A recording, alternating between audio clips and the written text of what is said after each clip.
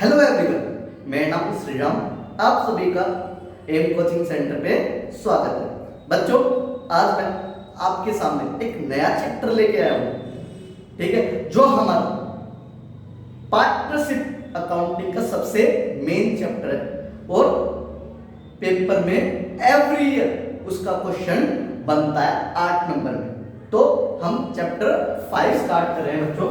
उसका नाम है एडमिशन ऑफ ए पार्टनर। जो इसका क्वेश्चन हर साल एवरी ईयर, अब किसी भी ईयर का पेपर उठा कर लेना, हर साल एवरी ईयर इसका क्वेश्चन 8 नंबर में आया ही आया है। ये हमारा सबसे मोस्ट इंपोर्टेंट चैप्टर है पार्टनरशिप फर्म का। क्लियर? तो आज मैं इसके बारे में आपको इंट्रोडक्शन दूंगा, ठीक है। एडमिशन ऑफ ए पार्टनर, जब फर्म में कोई पार्टनर एडमिट होता है तो फर्म पर क्या क्या इफेक्ट पड़ता है, that is called admission of A partner. तो अगर मान लो 2 पार्टनर है, ए एंड बी, दो पार्टनर फर्म में है। इनकी रेशियो कितनी है? 3:2। इनकी रेशियो फर्म में कितनी है? 3:2। अब मान लो तीसरा पार्टनर एडमिट हुआ, सी एडमिट हुआ, तो इस पे फर्म का क्या इफेक्ट पड़ेगा? सी क्या हुआ? एडमिट हुआ, तो फर्म पे क्या इफेक्ट पड़ेगा जब सी एडमिट होगा? कोई बता सकता है? नहीं। सबसे पहला इफेक्ट बताओ बच्चों। हाँ, सबसे पहला इफेक्ट क्या पड़ेगा? रेशियो चेंज होगी, ठीक है। पहले हम प्रॉफिट 3:2 में बांटते थे, अब प्रॉफिट हम तीनों में बांटेंगे, तो सबसे पहले क्या निकलेगी? न्यू प्रॉफिट शेयरिंग रेशियो निकलेगी। तो सबसे पहला स्टेप क्या होगा? न्यू प्रॉफिट शेयरिंग रेशियो निकालना। न्यू प्रॉफिट शेयरिंग रेशियो आया समझ में? अब इसका सेकंड स्टेप बताओ। अब new profit sharing ratio change हो गई, दूसरा इफेक्ट कहां पड़ेगा फर्म पे? तो हम न्यू रेशियो और ओल्ड रेशियो के बीच में क्या करेंगे? डिफरेंस करेंगे, उसको बोलते हैं हम सैक्रिफाइसिंग रेशियो।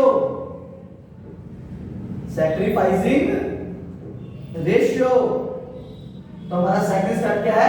सैक्रिफाइसिंग रेशियो निकालना। अब थर्ड स्टेप, अब नया पार्टनर आया, तो गुडविल भी फर्म की क्या होगी? बढ़ेगी। तो हम क्या करेंगे? वैल्यूएशन ऑफ गुडविल करेंगे, फर्म की गुडविल क्या करेंगे? निकालेंगे। तो सेकंड स्टेप क्या है? Valuation of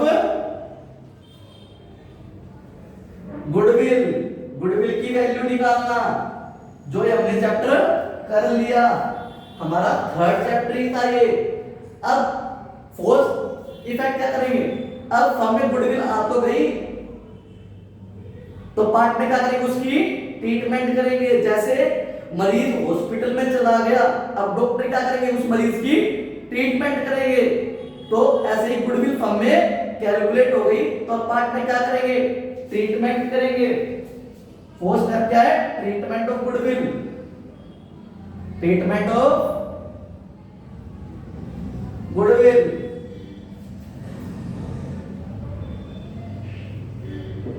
clear? आरएस बंदे, सबसे पहला स्टेप क्या है? हमारी रेशियो चेंज होगी, ठीक है। दूसरा स्टेप क्या है? ओल्ड रेशियो और न्यू रेशियो के बीच में क्या करेंगे? डिफरेंस करेंगे, उसे बोलते हैं हम सैक्रिफाइसिंग रेशियो। अब कोई नया पार्टनर एडमिट होगा तो वो गुडविल भी लेके आएगा, तो उसकी गुडविल क्या निकालेंगे? वैल्यू निकालेंगे। और सी की गुडविल क्या निकालेंगे? वैल्यू निकालेंगे। That is called valuation of goodwill, जो हमने पढ़ लिया। इसके 4 मेथड होते हैं, average profit method, weighted average profit method, तीसरा क्या है? सुपर प्रॉफिट मेथड, चौथा क्या है? Capitalisation method. कैपिटलाइजेशन मेथड में 2 होते हैं, capitalisation of average profit method, capitalisation of super profit method, जो हमने पिछले चैप्टर में क्या कर ली? स्टडी कर ली सारे मेथड्स की। क्लियर? अब गुडविल फर्म में आ तो गई, जैसे मरीज हॉस्पिटल में पहुंच तो गया, अब डॉक्टर क्या करेगा, उस मरीज की ट्रीटमेंट करेगा। ऐसे सी गुडविल तो ले गया, अब ओल्ड पार्ट में क्या करेंगे, गुडविल की क्या करेंगे, ट्रीटमेंट करेंगे। मतलब ए और बी गुडविल की क्या करेंगे, ट्रीटमेंट करेंगे, मतलब अपने में बांटेंगे। क्लियर। अब फिफ्थ स्टेप, जब कोई भी पार्टनर फर्म में एडमिट होता है तो फर्म को क्या करते हैं, दोबारा रीऑर्गेनाइज करते हैं, रीऑर्गेनाइज करते हैं या रिकंडक्ट करते हैं, मतलब दोबारा से स्टार्ट करते हैं। दोबारा से स्टार्ट करते समय या तो एसेट्स की वैल्यू इंक्रीज होती है या डिक्रीज होती है, लायबिलिटीज की वैल्यू इंक्रीज होती है या डिक्रीज होती है, या कोई भी एक्सपेंस होते हैं या कोई भी इनकम होती है, या कोई अनरिकॉर्डेड एसेट्स हो जो हमने रिकॉर्ड नहीं की हो, या कोई अनरिकॉर्डेड लायबिलिटी हो जो हमने रिकॉर्ड नहीं की हो, तो उसके लिए हम क्या करते हैं, रिवैल्यूएशन करते हैं। Revaluation of assets and liability, assets and liability, revaluation of assets and liability.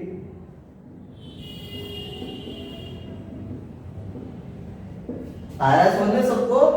And 6 partners capital को हम क्या करते हैं, एडजस्टमेंट करते हैं, adjustment of capital, adjustment of capital. Partners capital को हम क्या करते हैं, एडजस्टमेंट करते हैं। ये हमारे सिलेबस से क्या हो गया, कट हो गया। सबसे मुश्किल टॉपिक होता हमारा ये एडजस्टमेंट ऑफ कैपिटल। इसमें हमारी 4 एडजस्टमेंट होती है, बच्चे इसी में तंग रहते हैं, ठीक है। इसमें एक पेज का तो वर्किंग नोट बनता है, तो बच्चे उसी में ही टाइम वेस्ट हो जाता है बच्चों से। एक ये क्वेश्चन 35 से 40 मिनट में होता है, और क्या पता बच्चों से ठीक हो या नहीं हो।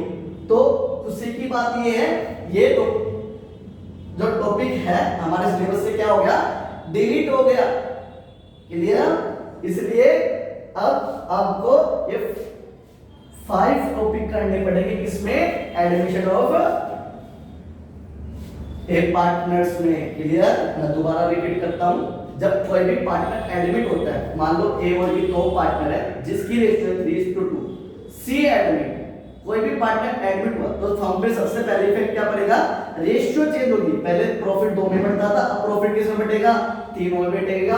तो न्यू प्रॉफिट शेयरिंग रेशियो निकालेंगे, फिर हम सैक्रिफाइसिंग रेशियो निकालेंगे। जो ओल्ड रेशियो थी और जो न्यू रेशियो थी उनके बीच में डिफरेंस सैक्रिफाइसिंग रेशियो बोलते हैं उसको। फिर हम जब नया पार्टनर कोई एडमिट होता है तो उसकी क्या निकालते हैं, गुडविल निकालते हैं, वैल्यूएशन ऑफ गुडविल, जो हमने लास्ट चैप्टर में पढ़ ली। 4th स्टेप पे क्या है, अब गुडविल फर्म में आ गई तो उसकी क्या करते हैं, हम ट्रीटमेंट करते हैं, ट्रीटमेंट ऑफ गुडविल, ठीक है। 5th स्टेप क्या है, जब कोई भी पार्टनर एडमिट होता है तो हम फर्म को दोबारा रिऑर्गेनाइज करते हैं, रिकंडक्ट करते हैं। उससे हमारी एसेट्स इंक्रीज भी है, डिक्रीज भी हो सकती है, लायबिलिटी इंक्रीज भी हो सकती है, डिक्रीज भी हो सकती है, एक्सपेंस हो या कोई इनकम हो, अनरिकॉर्डेड एसेट्स हो, अनरिकॉर्डेड लायबिलिटी हो, तो उसके लिए हम revaluation of assets and liabilities करते हैं। And 6 capital, adjustment of capital, ये हमारे सिलेबस से क्या हो गया, डिलीट हो गया। ये हमें अब करना ही नहीं। क्लियर। आया समझ में। ये था हमारा इंट्रोडक्शन किसके, एडमिशन ऑफ ए पार्टनर्स के बारे में। क्लियर। अब हम डेली एक टॉपिक उठाएंगे एंड करेंगे। सबसे पहले हम करेंगे न्यू प्रॉफिट शेयरिंग रेशियो, जिसके हमारे 3 केस है। न्यू प्रॉफिट शेयरिंग रेशियो निकालने के हमारे 3 केस है हमारे पास, ठीक है। तो हम 1 बाय 1 सबको क्या करेंगे, डिस्कस करेंगे। क्लियर। ट्रीटमेंट ऑफ गुडविल के, वैल्यूएशन ऑफ गुडविल तो आपने कर ली, इसके 4 केस थे। ट्रीटमेंट ऑफ गुडविल के इसके 5 केस हैं हमारे सिलेबस में, तो हम 1 बाय 1 उसको भी क्या करेंगे, डिस्कस करेंगे। तो इस चैप्टर को हम धीरे धीरे डिस्कस करेंगे एंड कंप्लीट करेंगे। क्लियर। आपको मेरी क्लास समझ में आई? ठीक है। सभी बच्चों को मेरी क्लास समझ में आ रही है या नहीं आ रही? आ रही है सर, ठीक है। तो उम्मीद करता हूं मैं कि सभी को क्लास मेरी समझ में आ रही है। क्लियर। अगर मेरी वीडियो अच्छी लग रही हो तो मेरी वीडियो को लाइक कीजिए, शेयर कीजिए और मेरे चैनल को सब्सक्राइब कीजिए। क्लियर? जिससे मुझे मोटिवेशन मिल सके और मैं न्यू वीडियो आपके सामने ला सकूं। क्लियर? आज के लिए बस इतना ही। धन्यवाद।